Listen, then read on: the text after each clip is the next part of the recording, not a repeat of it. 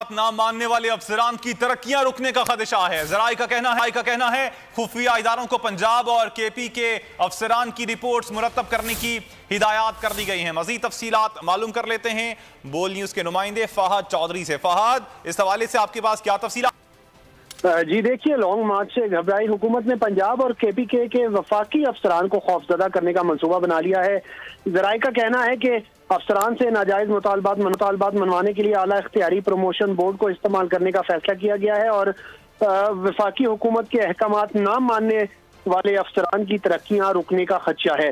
ज़राए के मुताबिक वज़ीर आज़म ने खुफिया इदारों को पंजाब और केपी के अफसरान की रिपोर्ट्स मुरतब करने की हिदायत कर दी है और इन रिपोर्ट्स की बुनियाद पर अफसरान की तरक्कियों का जायजा लिया जाएगा। आला इख्तियाराती प्रमोशन बोर्ड का इजलास जो है वो ज़राए का कहना है दिसंबर के पहले हफ्ते में तलब किया गया है। जिसमें आपने अपडेट किया, आपका शुक्रिया। बिजली की तकसीम